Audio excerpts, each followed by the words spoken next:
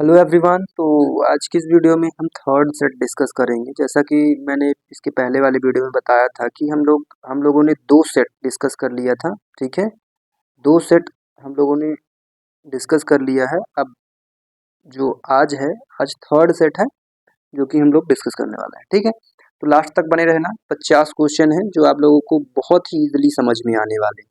ठीक है, basic history के। ठीक है, तो बने रहो सीआईए एग्जाम टाइप के साथ ताकि आपको सारी चीज़ें समझ में आए। एसएससी से रिलेटेड जितने भी एग्जाम हो रहे हैं और जितने भी कॉम्पिटेटिव एग्जाम हो रहे हैं, सारे एग्जाम्स के जीके जीएस मैथ्स के आपको यहाँ क्वेश्चंस देखने को मिल जाएंगे एग्जाम पॉइंट ऑफ व्यू से, एग्जाम रिलेटेड क्वेश्चन। ठीक है, रिसेंटली तो अभी मैं इस वीक एक और चीज़ प्लान कर रहा हूँ कि मैं आपको मंथली जो है मंथली मतलब नवंबर का करंट अफेयर दो चीज़ें कंप्लीट करवा दूंगा। नवंबर का करंट अफेयर लगभग 1 to 1.5 या 2 आवर्स की क्लास में। और या कि एक चीज़ ये हो गई, दूसरी चीज़ ये है, हम लोग कंप्लीट करने वाले हैं 6 मंथ, लास्ट 6 मंथ के करंट अफेयर। ठीक है, लास्ट 6 मंथ के मोस्ट इंपॉर्टेंट करंट अफेयर 200 तक क्वेश्चंस रहेंगे और इसमें सारे टॉपिक्स कवर रहेंगे। ठीक, तो चलो स्टार्ट करते हैं। इंट्रोडक्शन हो चुका है। This is the third set of GK GS set. हम लोग टोटल 15-20 सेट करने वाले हैं सारे क्वेश्चंस को मिला। चलो स्टार्ट करते हैं। पहला क्वेश्चन है कि किस वेद को सबसे प्राचीन वेद माना गया है। तो किस वेद को सबसे प्राचीन वेद माना गया है? ऋग्वेद को। ऋग्वेद को सबसे प्राचीन वेद माना गया है। नीचे डिटेल भी दिया गया है कि ऋग्वेद विश्व में सबसे प्राचीन ग्रंथों में से है जिसकी रचना लगभग 1500 से 1000 ईसा पूर्व मानी गई। ठीक। दूसरा क्वेश्चन है महाबोधि मंदिर बोध गया किससे संबंधित है? बताओ। गुरु नानक देव, महावीर स्वामी। मैं एक उसमें पढ़ूंगा, दोनों लैंग्वेज में दिया हुआ है तो मैं एक लैंग्वेज में पढ़ूंगा, दूसरा आप लोग समझ लेना। ठीक है, महावीर स्वामी, गौतम बुद्ध, गुरु नानक देव या कि आदि शंकराचार्य। तो आप लोगों को पता है कि जो बोधि टेम्पल है, बोधि गौतम बुद्ध से रिलेटेड है, so that's why the answer would be a Gautam Buddha. ठीक है, Gautam Buddha. Next question, Indica नामक पुस्तक किसने लिखी? Who wrote the book Indica? किसने लिखी थी? मेगास्थनीज। ओके, तो Megasthenes the writer who written the Indica. ठीक है, नेक्स्ट।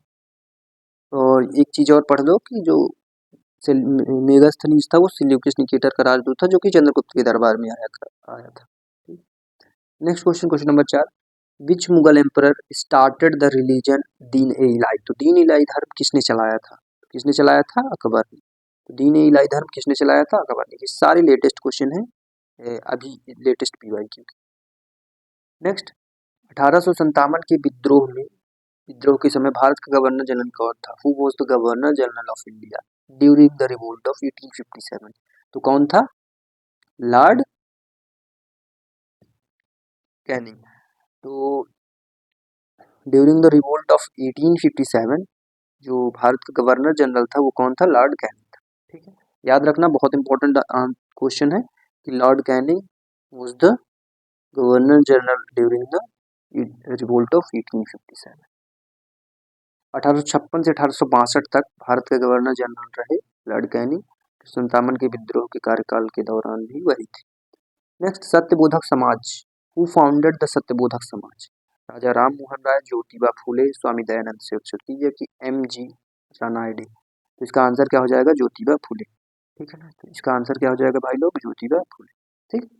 नाउ एक्सप्लेनेशन यदि हम पढ़ें तो ज्योतिबा फूले ने 1873 में महाराष्ट्र में सत्यबोधक समाज की स्थापना की जिसका उद्देश्य निचली जातियों विशेषकर शूद्रों और अतिशूद्रों को उच्च जाति के शोषण से मुक्त कराना था। पहले आप लोगों को पता है कि कितना डिस्क्रिमिनेशन होता था उसी टाइम के हैं बाबा साहब। तो पहले पता था कि आप लोग मतलब जब हम मॉडर्न हिस्ट्री पढ़ते हैं तो उसमें हमें पता चलता है कि कितना डिस्क्रिमिनेशन होता था पहले। अब तो कम हो गया है, अभी भी होता है लेकिन उतनी ज़्यादा डिस्क्रिमिनेशन नहीं होती। ठीक है ना, भेदभाव। तो डिस्क्रिमिनेशन मतलब जो नीचे जाति के लोग थे ना उनको ऊपर उठाने के लिए उन्होंने सत्यबोधक समाज की स्थापना की, ज्योतिबा फूले ने। तो याद रखना और खुले माइंड से थोड़ा बैठना, ये नहीं कि सो रहे हो, लेटे हुए हो, इस तरह देख रहे हो। ठीक, मतलब माइंड प्रेजेंट रहना, बॉडी मतलब माइंड जो है प्रेजेंट रहना चाहिए, which was the first English news paper of India? The Bengal gazette, the Times of India, the Hindu या कि द ट्रिब्यून? तो the Bengal gazette was the first Hindu news English news paper of India. ठीक, तो Bengal gazette first English news paper था, याद रखना। James Augustus Hicky ने 1780 में, जेम्स ऑगस्टस हिकी ने सन 1780 में सबसे पहले द बंगाल गैजेट या the original Calcutta general advertiser नामक पत्र शुरू किया। इसे हिकी द गैजेट के नाम से भी जाना जाता है। इसके नाम से हिकी हिकी द गैजेट के नाम से जाना जाता है, याद समझ में आ गई बात। आगे, भारतीय राष्ट्रीय कांग्रेस के पहले अध्यक्ष कौन थे? A O Hume, W C Banerjee, Dadabhai Naoroji या सुरेंद्र नाथ बनर्जी? तो डब्ल्यू सी बनर्जी, व्योमेंद्र नाथ बनर्जी। ठीक है, W C Banerjee was the first president of the Indian National Congress. ठीक, 1885 में ए ओ ह्यूम ने इसकी स्थापना की थी। नाउ द 1885 में ही सबसे पहले इसकी अध्यक्षता की थी व्योमेश चंद्र बनर्जी। मुस्लिम लीग की स्थापना कब हुई? When was the Muslim league founded? तो कब हुई थी? 1906। 1906 में मुस्लिम लीग की स्थापना हुई। इसकी थोड़ी एक्सप्लेनेशन जानते हैं। अखिल भारतीय मुस्लिम लीग की स्थापना 30 दिसंबर 1906 को ढाका यानी अब के बांग्लादेश में नवाब सलीम उल्लाह खान ने की थी। ये याद रखना, नाम बहुत इंपॉर्टेंट है। तो नवाब सलीम उल्लाह खान ने इसकी स्थापना की थी। ठीक है, याद रखना, इसकी स्थापना नवाब सलीम उल्लाह खान ने 1906 में बांग्लादेश में। चंपारण किससे संबंधित है? तो चंपारण सत्याग्रह वॉज रिलेटेड टू, कब हुआ था ये भी पता है क्योंकि आगे क्वेश्चन आ सकता है इससे रिलेटेड कि चंपारण सत्याग्रह हुआ कब था। कब हुआ था? 1917 में। आगे, नीली खेती, साल टैक्स, सूती कपड़ा, ठीक है, या कि फूड ग्रेन्स? तो किससे संबंधित था? नीली खेती। अब लोग पता होगा कि नीली खेती स्टार्ट किया था जो चंपारण के लोग थे, उन्होंने, फिर गांधी जी ने इनका विद्रोह किया। ठीक है, कि वो लोग मतलब जो अंग्रेज थे वो केवल चाहते थे कि खेत में नीली खेती ही हो। ठीक है ना, केवल इंडिगो कल्टीवेशन ही हो, नील की खेती हो टोटल। ठीक है, लेकिन बहुत मतलब बंजर हो रही थी जमीन नीली खेती से, इसलिए गांधी जी ने किसानों का सहयोग किया और सत्याग्रह चालू कर दिया। बिहार में चंपारण जिले में तिनकठिया पद्धति से नील की जबरन खेती करवाने वाले अंग्रेज जमींदारों के खिलाफ किसानों का आंदोलन था। ठीक है, यह महात्मा गांधी का भारत में पहला सफल सत्याग्रह। पहला गोलमेज सम्मेलन कब हुआ? 1913। ठीक है ना, जिसमें कांग्रेस ने भाग नहीं लिया था। क्यों? क्योंकि गांधी जी जो थे वो जेल। ठीक है, 1930 और 1931 तक लंदन में आयोजित किया गया। कांग्रेस ने इसका बहिष्कार किया क्योंकि कई नेता सविनय अवज्ञा आंदोलन के कारण जेल में हो गए थे। इस आंदोलन के दौरान भारत छोड़ो आंदोलन का नारा दिया गया। During which movement was the slogan quit India movement given? Quit India दिया। असहयोग आंदोलन, सविनय अवज्ञा आंदोलन, भारत छोड़ो आंदोलन या कि स्वदेशी आंदोलन? तो कौन सा आंदोलन? Quit India movement. Quit India movement के तहत ही, आप लोग नाम से याद रख सकते हो कि क्विट इंडिया मूवमेंट के तहत ही भारत छोड़ो का स्लोगन दिया गया था। और क्विट इंडिया मूवमेंट कब कब चला था? 1942 1946। और नाउ कब ये 1942 1946, और इसको चलाया किसने था? महात्मा गांधी। महात्मा गांधी इसको लीड कर रहे थे।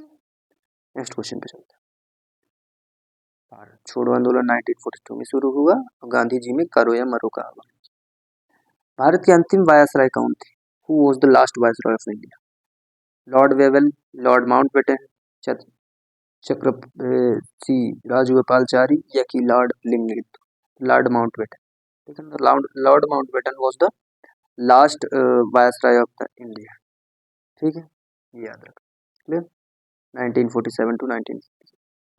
भारत के प्रथम गवर्नर जनरल भी थे। ठीक है, दोबारा, which ancient Indian university was a major centre of Buddhist learning? Nalanda, Takshashila, Vikramshila या उज्जैन? तो obviously Nalanda, because Nalanda is situated in Patna, that's why it's known as the major centre of Buddhist learning. ठीक है, तो नालंदा विश्वविद्यालय क्या था? ये सबसे पुराना विश्वविद्यालय था बुद्धिस्ट शिक्षा का। ठीक है, 5वीं से 12वीं शताब्दी। अमुक्त माल्यदा किसने लिखी थी? ये बहुत इंपॉर्टेंट है। अमुक्त माल्यदा किसने लिखी थी? तो कृष्णदेव राय, हर्षवर्धन, राजा चोल या कि पुलकेशिन द्वितीय। तो कृष्णदेव राय, ठीक है। कृष्णदेव राय किस राजवंश के थे, ये तुम लोग कमेंट में बताना। मैं बता देता हूँ, विजयनगर एम्पायर के थे कृष्णदेव राय, ठीक है ना। लेकिन किस राजवंश के थे ये तुम लोग कमेंट में बताओ। ना तो नेक्स्ट क्वेश्चन गाइस, सबसे पुराना ज्ञात तटीय नगर जिसका उल्लेख सिंधु घाटी सभ्यता में मिलता है, सबसे पुराना ज्ञात तटीय नगर, हड़प्पा, मोहनजोदाड़ो, लोथल या कि कालीबंगा। लोथल वॉज द सबसे एंसेंट वो था, ठीक है। सबसे प्राचीन हड़प्पा, लेकिन सबसे पुराना लोथल था, याद रखना, ठीक है।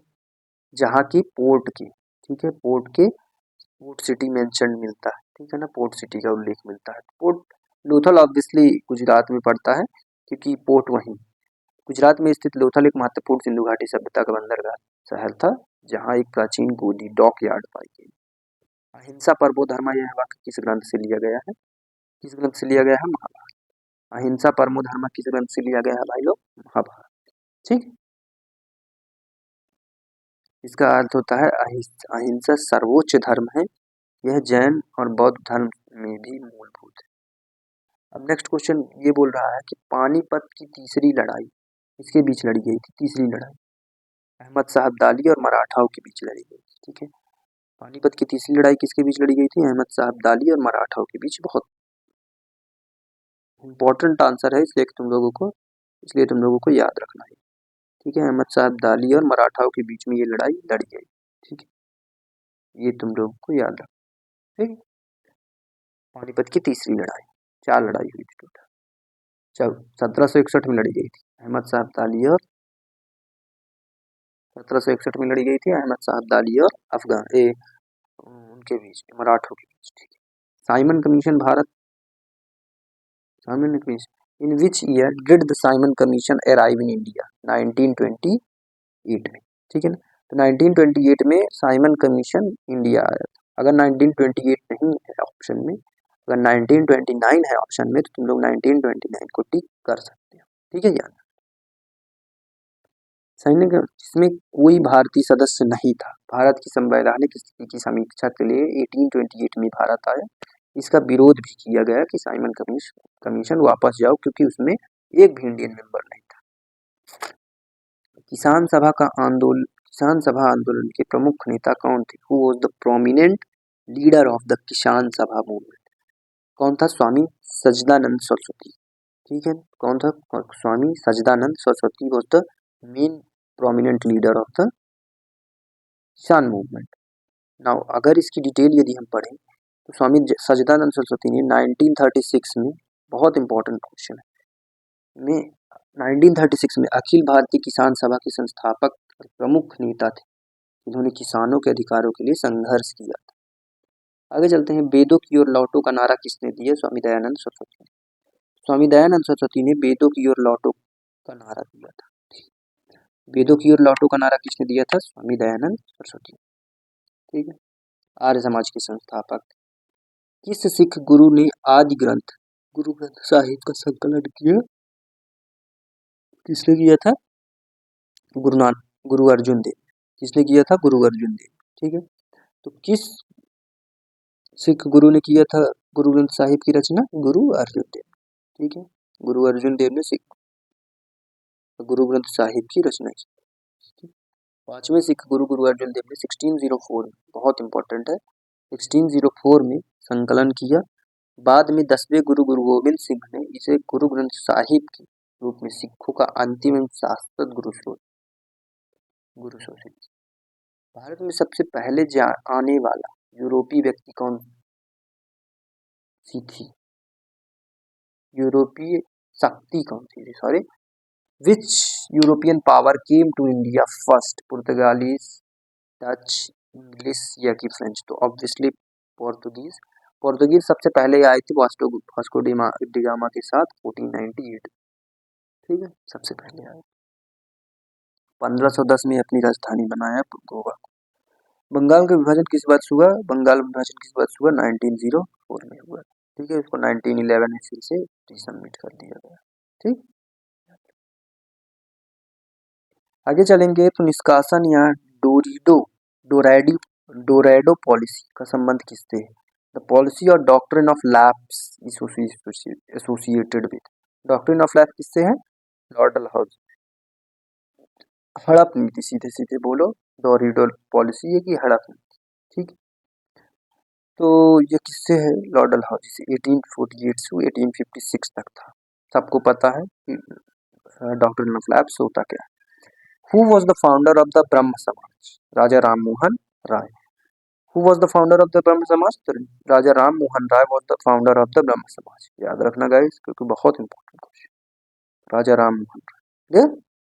Next question.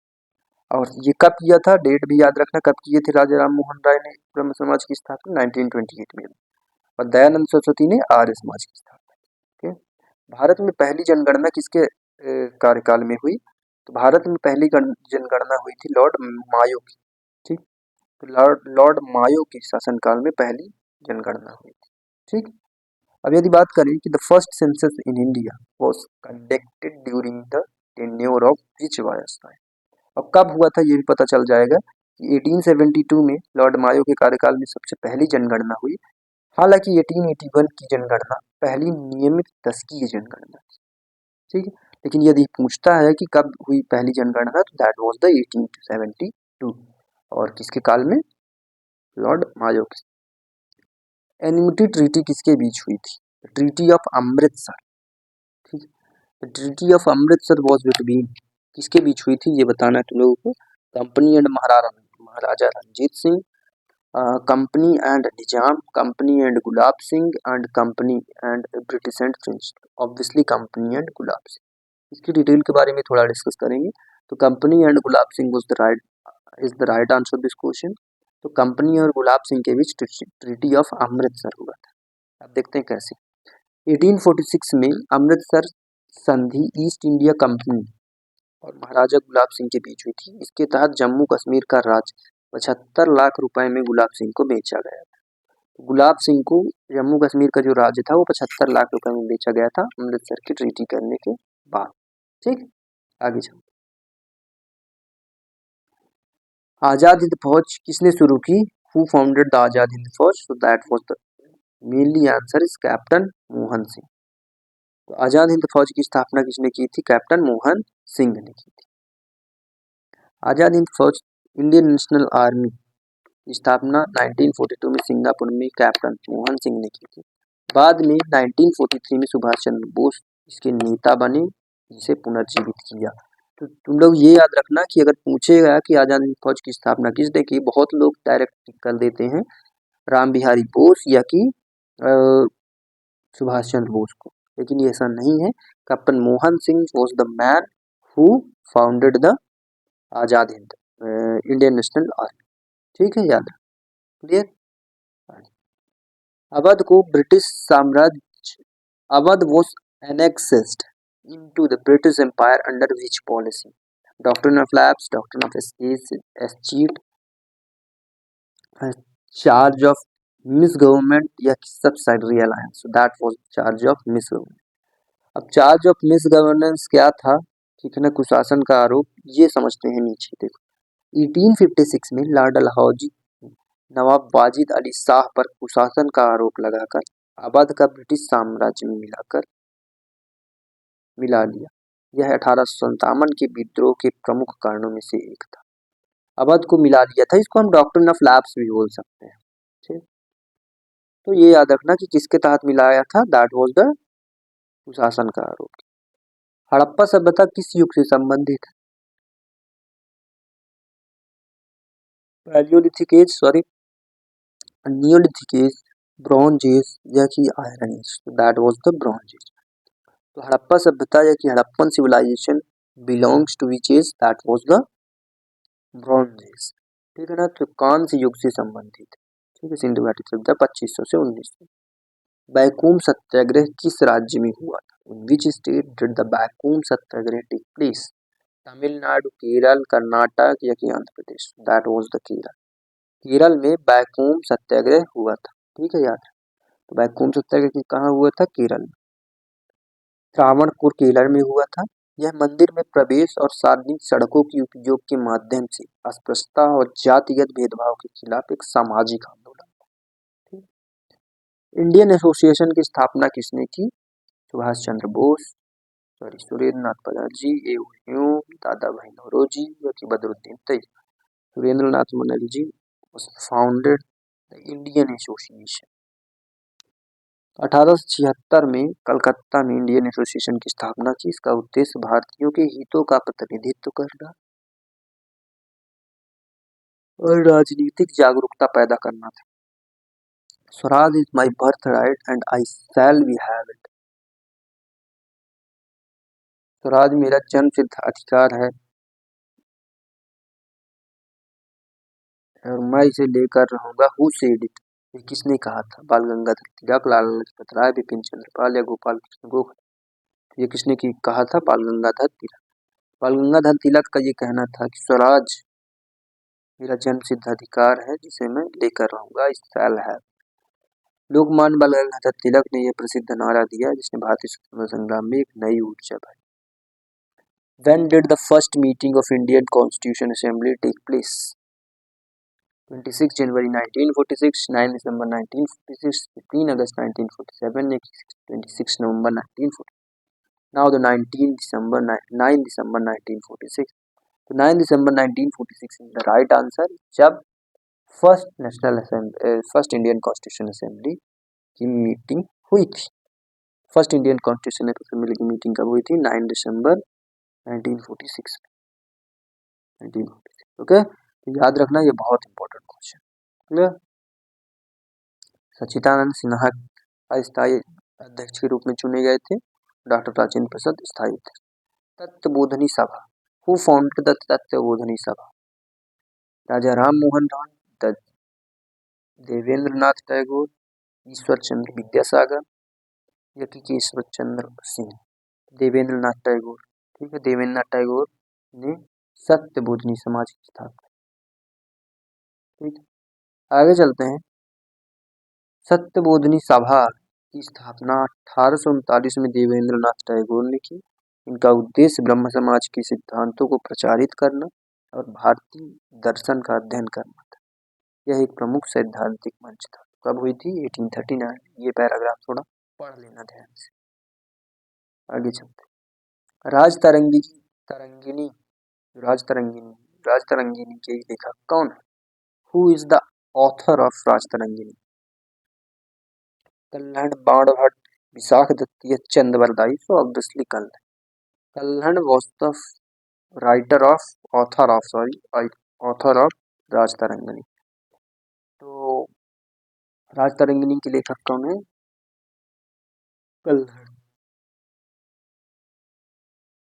कल्हण द्वारा रचित राजतरंगिनी कश्मीर के इतिहास पर लिखी गई एक संशोधित कथा। Which Governor General declared the practice of sati illegal? Lord William Bentinck, Lord Dalhousie, Lord Villeroy, Lord Hastings? Obviously Lord William Bentinck। ठीक है, तो इसमें किसने हेल्प की थी? इंडिया की। Which Governor General declared the practice of sati illegal? Illegal इन्होंने कर दिया था। किसके? उसमें से राजा राम मोहन राय। तो राजा राम मोहन राय ने हेल्प की थी 1829 में इसको इलीगल साबित करने में लॉर्ड विलियम बेंटिक। ठीक, 1829 में आया। Who is called the symbol of Hindu Muslim unity? Who is called the symbol of Hindu Muslim unity? हिंदू मुस्लिम एकता का प्रतीक है, किसे कहा जाता है? महात्मा गांधी, मौलाना अब्दुल कलाम आजाद, मोहम्मद अली जिन्ना या खान अब्दुल गफ्फार खान? मौलाना अब्दुल कलाम आजाद। मौलाना अब्दुल कलाम आजाद को क्या कहा जाता है? हिंदू मुस्लिम एकता का प्रतीक।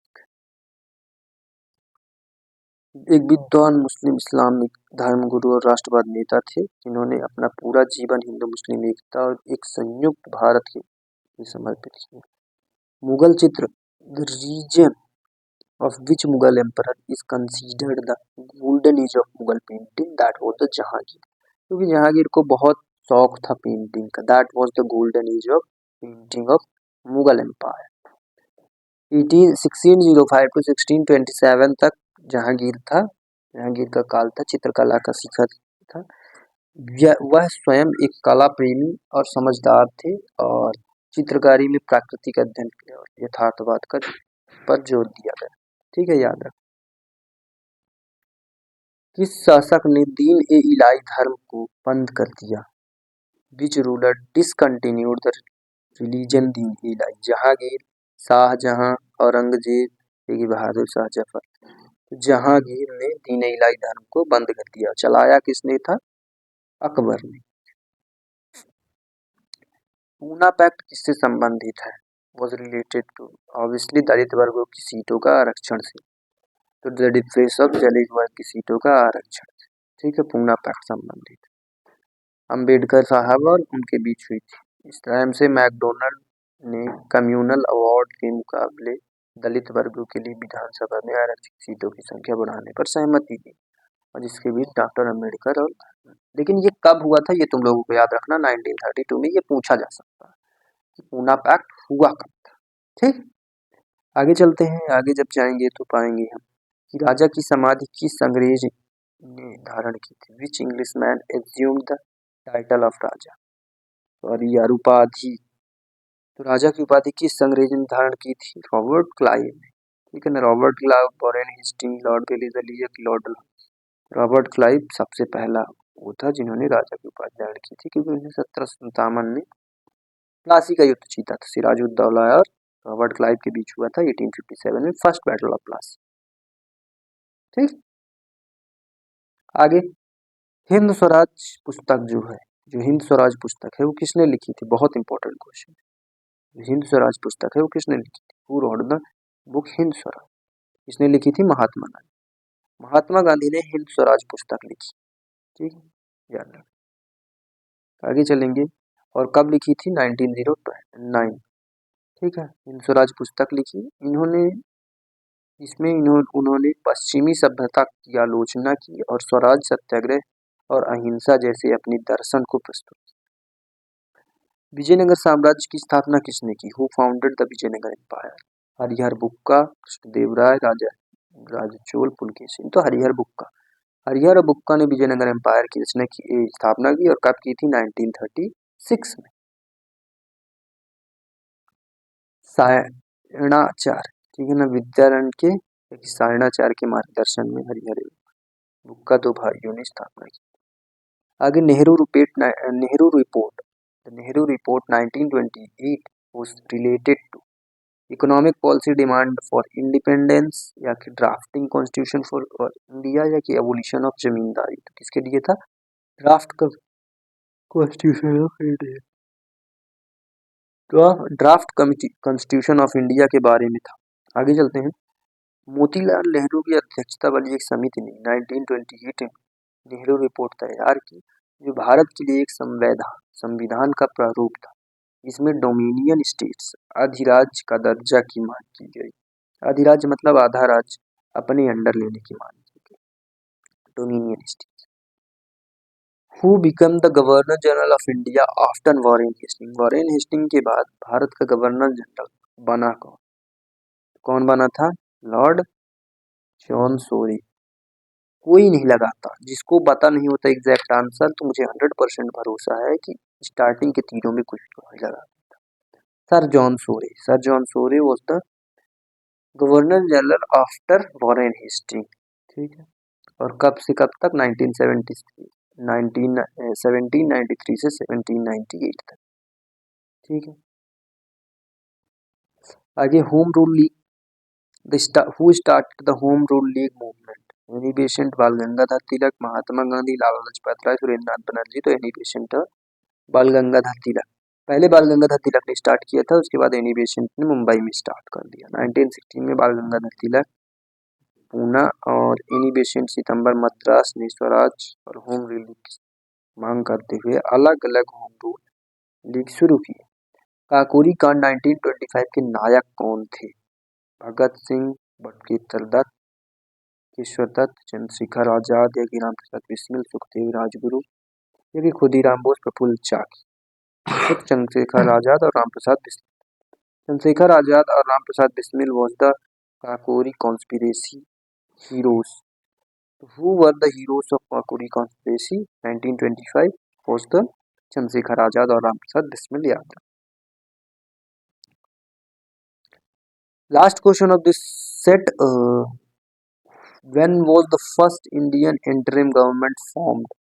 तो भारत की पहली इंडियन इंटरिम अंतरिम सरकार कब बनी थी? तो 2 सितंबर 1946 2 सितंबर 1946 को बनी थी, लेकिन बहुत प्रॉब्लम हुई थी। देखो याद रखना कि कब बनी थी, 2 सितंबर 1946। भारत की अंतरिम सरकार 2 सितंबर 1946 को गठित हुई, जिसके प्रमुख वायसराय लॉर्ड बेगल थे और जवाहरलाल नेहरू इसके उपाध्यक्ष वास्तविक प्रमुख के रूप में चुने गए। ठीक है, तो गैस ये सेट पूरा कंप्लीट होता है। मैंने जैसा बोला कि 50 क्वेश्चन कंप्लीट हो चुके हैं। तुम लोगों को ये 50 क्वेश्चन मिल जाएंगे, पीडीएफ जो है वो मिल जाएगा टेलीग्राम ग्रुप में, नीचे डिस्क्रिप्शन दिया रहेगा, जाके टेलीग्राम ग्रुप ज्वाइन कर लें। ठीक है, पीडीएफ मिल जाएगा, पीडीएफ से पढ़ना, नोट्स बनाने की जरूरत नहीं। ठीक, कैसे लगा ये कमेंट में बताना। मिलते हैं नेक्स्ट वीडियो में नेक्स्ट टॉपिक के साथ, और आगे क्या चाहिए, किस टॉपिक पे वीडियो चाहिए, ये भी कमेंट में बताना। वैसे मैं 14 से 20 सेट ये जीके जीएस का करवाने वाला हूँ। ठीक है, जीके जीएस का, और लगभग 7 से 8 सेट हिस्ट्री का करवाने वाला हूँ। तुम लोग बने रहना ताकि आपको तुमको सारी चीज़ें समझ में। चलो मिलते हैं नेक्स्ट वीडियो।